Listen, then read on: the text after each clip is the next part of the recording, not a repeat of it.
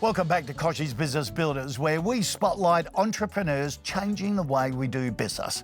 Today we're joined by Vanessa Sofia, the mastermind behind Gingerlilly Sleepwear, a brand setting new benchmarks for luxury nightwear. Vanessa, welcome. You've got a great journey.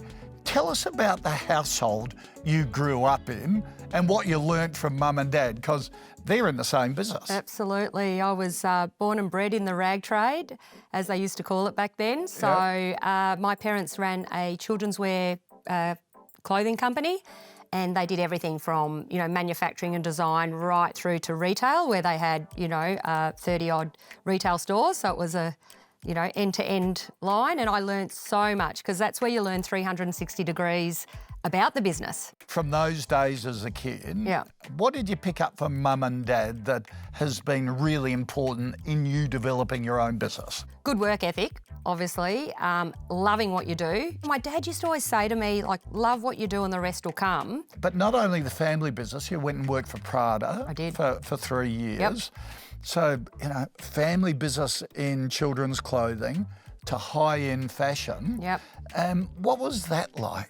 Oh, look, that was amazing, an amazing chapter of my life. Basically, I felt the need to go off and do my own thing. So took off and worked for Prada in their showroom, where I was basically working with department stores, buyers. So what have you taken from Prada into Gingerlilly? Yeah. Just really understanding how big department stores work, how they roll it out to their tier stores, about their key pieces going into their top tier stores, that type of thing, and building relationships. I think relationships is everything. Had you always had in the back of your mind that you wanted to start your own business? When I decided to come back from Milan, I think it was because I wanted to settle down in Australia, because I was living the dream, but the missing piece was my family was here.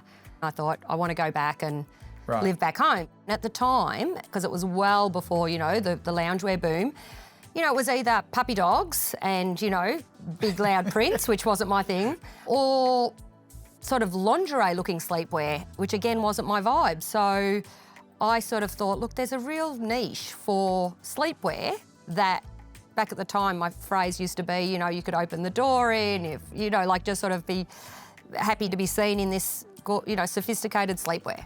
So what were the initial challenges you found in starting Gingerlilly? Look, I think at the end of the day, as far as production and garments, there weren't a lot of obstacles, because I knew what it took to start a business, but there's always going to be problems. Within the business, what value set do you prioritise? I can answer that easily, and I don't think it's just the fashion business. For me, it's relationships and fairness. And by the sound of it, you learned that at Prada, that relationship side, because the DJs, big department stores, are really your anchor customer, isn't it? No, absolutely. I'm excited to say we're just in Brown Thomas now in Ireland, and, Robinson's in Singapore. So yes, I did learn that at Prada. What's the future for Gingerlilly? Yeah, I really want to continue on that international growth. I feel like Gingerlilly, I'm really happy that it's a household name in Australia, but I really feel like the product itself is just made, for export markets like the UK and Europe. When you look back, the one thing you're proudest of?